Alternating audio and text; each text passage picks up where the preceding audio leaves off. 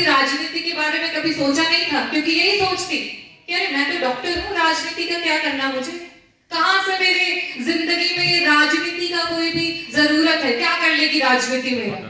उसके बाद जब पहुंच गई कलकत्ता में, कॉलेज मिल गया, फिर वहां पढ़ाई लिखाई करना शुरू किया। वहां से फिर प्रण लिया कि अब जब यहाँ पे पढ़ लिया है तो अब भारत का जो सबसे बड़ा हॉस्पिटल है, सबसे बड़ा कॉलेज, क्योंकि लोग तो कहते हैं अरे इन्हें तो ऐसे ही एडमिशन मिल जाता है, इनमें क्या काबिलियत है, ये तो ऐसे ही कहीं पे भी चले जाते हैं, ये डॉक्टर थोड़ी हैं, ये तो दया पात्र हैं, दया से इनको कुछ मिलता है। फिर मैंने अपने आप से निश्चय लिया कि मैं और तिरस्कृत नहीं हूं, जो भारत का सबसे बड़ा अस्पताल होगा वहां पे मैं क्वालिफाई करके वहां पे पहुंचूंगी। और मैंने फिर से तैयारी शुरू की और ईश्वर के आशीर्वाद से, परिवार के आशीर्वाद से मैंने एम्स में एडमिशन लिया और वहां पे पहुंच गई। नेहरू हाल सभागार में सोनकर समाज युवा सम्मेलन का हुआ आयोजन। खटिक समाज के युवा जनप्रतिनिधियों को एकजुट होकर कार्य करने का संदेश।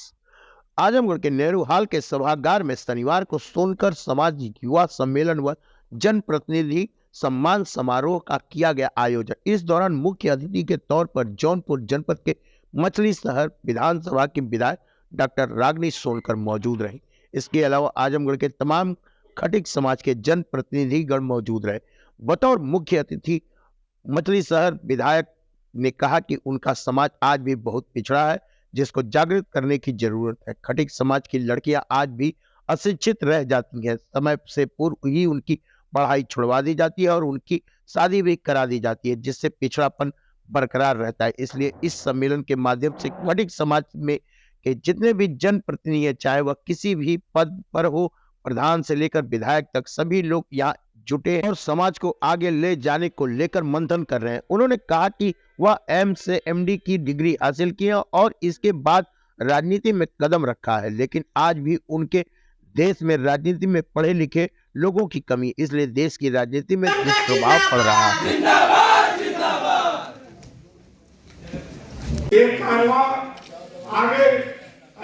सोनकर जी और खटिक समाज का बेटा सुसाइड करने जाएगा, ये जेसीबी वाले से लड़ेगा कि नहीं लड़ेगा, बताओ आप लोग, लड़ेगा कि नहीं लड़ेगा। हमारे तो बहनिया को जेसीबी उखाड़ के फेंक डाली होती, सुसाइड करने जाएगी। आज आजमगढ़ की धरती पे खटिक समाज के जितने भी जनप्रतिनिधि हैं, आप लोगों का एक सम्मान कार्यक्रम आयोजित किया। कार्यक्रम में बहुत कड़ाके की ठंड है वाकई में, और करीब सुबह तो बहुत ज्यादा कोहरा भी था, क्योंकि मैं आजमगढ़ लखनऊ एक्सप्रेसवे से आ रही थी। मुझे पता था कि कार्यक्रम का समय 12 बजे है, कि मेरे लिए एक लड़ाई लड़के की गया हुआ व्यक्ति है बाबा भीमराव अम्बेडकर जी, जिनकी वजह से मुझे कॉलेज मिलेगा, मैं एमबीबीएस कर पाऊंगी। मुझे नहीं पता था कि मैं एम्स जैसी संस्था से एमडी कर पाऊंगी। मुझे ये नहीं पता था ईश्वर मेरे हाथ में ये ताकत देंगे कि जब मेरे माँ बाप आईसीयू में रहेंगे तो मैं उनकी जान बचा पाऊंगी। तो जब मैं आज यहाँ तक पहुंची हूँ तो मैं आगे की भी लड़ाई को लड़ूंगी और अपने समाज को, अपने लोगों को जागरूक करूंगी, अपने देश की राजनीति में बदलाव लेकर के आऊंगी, ताकि जब आगे इस तरीके का पेंडेमिक आए, अपने देश में इस तरीके की आपत्ति आए, तो अपना देश तैयार रहे, अपना देश सतर्क रहे कि अपने लोगों की जान को बचा सके। तो ये एक छोटा सा निर्णय मैंने लिया। मुझे नहीं पता ये कितना सही है या गलत, क्योंकि ये निर्णय आप ही लोग जो सामने बैठे हैं यही साबित करेंगे कि ये सही है कि गलत है। मेरा जब चुनाव रहा, करीब 10 दिन का समय मिला। 10 दिन में बहुत लोगों के पास, और वहां पे पहुंचने के बाद फिर एक नई जंग शुरू हुई। तब तक भी राजनीति के बारे में कभी सोचा नहीं था, क्योंकि यही सोचती कि अरे मैं तो डॉक्टर हूँ, राजनीति का क्या करना मुझे, कहां से मेरे जिंदगी में ये राजनीति का कोई भी जरूरत है, क्या कर लेगी राजनीति में। उसके बाद जब पहुंच गई कलकत्ता में, कॉलेज मिल गया, फिर वहां पढ़ाई लिखाई करना शुरू किया।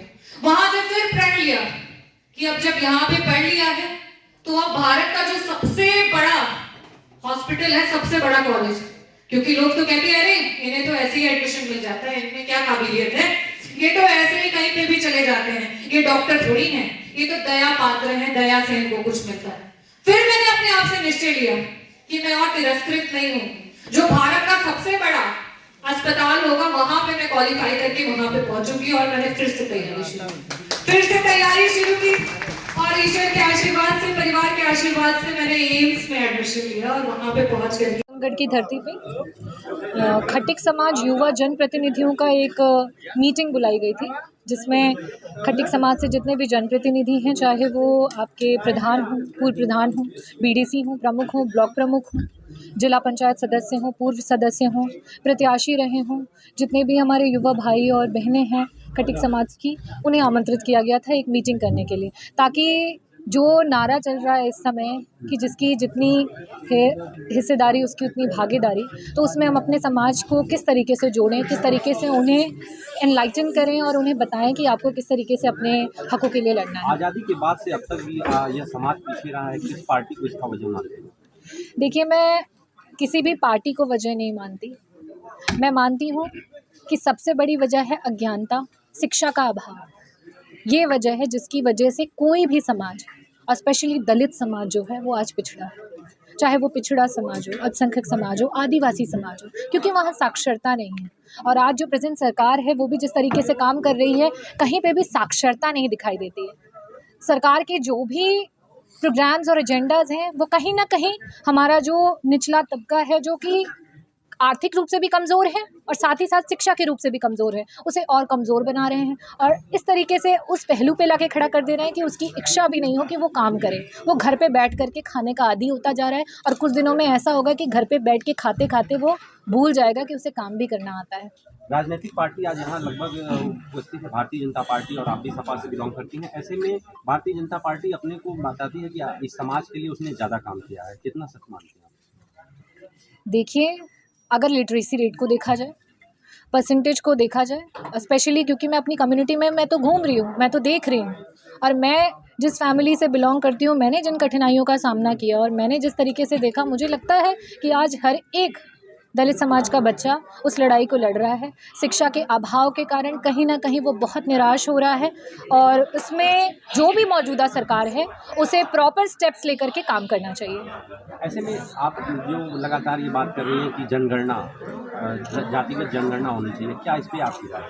देखिए, बिल्कुल मैं इस पे बड़े सशक्त तरीके से बोलना चाहूँगी कि जिसकी जितनी भागीदारी है उसको उतना हिस्सा मिलना चाहिए, क्योंकि तभी आप एक रूप से देख पाएंगे कि प्रॉपर विकास हो रहा है, सभी लोगों को इक्वल अपॉर्चुनिटीज़ मिल रही हैं, और जब तक इक्वल अपॉर्चुनिटीज़ नहीं मिलेंगी तब तक आप अपने देश को डेवलपिंग से डेवलप्ड की तरफ नहीं ले जा पाएंगे। भारतीय जनता पार्टी लगातार इस समाज को अपना हितैषी मानती है, इस समाज के लिए हितैषी का काम करती है, तो आप कितनी सहमत हैं इस बात से? देखिए, पार्टी जो है उसका तो सिर्फ काम ही है कि बड़ी बड़ी बातें करना, और मैं उस पर बहुत ज़्यादा अभी कमेंट नहीं करूँगी, क्योंकि ये एक राजनीतिक प्रोग्राम जो पार्टी लेवल का प्रोग्राम ना हो करके मेरे समाज का कार्यक्रम है, और यहाँ पे अलग अलग पार्टीज़ में की विचारधारा या सोच के साथ भी लोग आए हैं, लेकिन एक संयुक्त परिवार होने के नाते, एक कम्युनिटी के होने के नाते, वो परिवार पार्टीज़ के बियॉन्ड लोगों की यहाँ पे एकजुटता जो है वो आपके सामने समक्ष है, और ये शो कर रही है कि हमारा जो समाज है वो एकाग्र हो रहा है और साथ ही साथ वो एकजुट हो रहा है। लोकसभा चुनाव में आपकी क्या तैयारी है? क्या मछली शहर से कुछ सांसद भी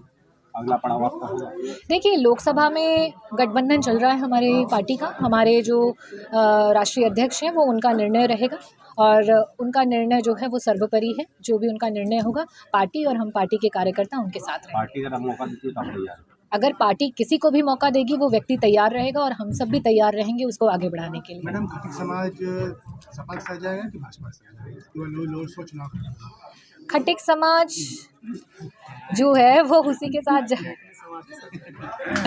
मैंने फिर से आपको कहा, ये राजनीतिक प्रोग्राम नहीं है, ये समाज का कार्यक्रम है, और समाज में जिस तरीके के डिस्कशंस हुई, जिस तरीके की बातें हुई, जनता और पार्टी और जहाँ तक कि यहाँ के जो हमारे लोग हैं वो बड़े निराश हैं प्रेजेंट स्थिति से, और वो एक बदलाव की अपेक्षा रख रहे हैं और बदलाव की बात कर रहे हैं, तो मुझे पूरी उम्मीद है कि बदलाव होगा। Thank you ma'am.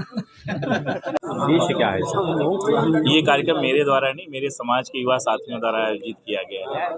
इस कार्यक्रम की रूपरेखा जो है हमारे युवा साथी ब्रजेश सोनकर, संजय सोनकर, परशुराम सोनकर, हरिश्चंद्र सोनकर, इन लोगों ने तैयार किया था, और इस कार्यक्रम का उद्देश्य ये था कि जो हमारे समाज के युवा जनप्रतिनिधि हैं, जैसे कि प्रधान, जिला पंचायत सदस्य, बीडीसी या पूर्व के प्रधान, महाप्रधान, इन लोगों को इस कार्यक्रम में स्पेशली बुलाया गया था, और उनको राजनीतिक रूप से जागरूक करने के लिए हमारे जो विचार थे उनको प्रस्तुत किए गए। क्या आप मानते हैं कि राजनीतिक तौर पे समाज की उपेक्षाएं भी हो रही हैं?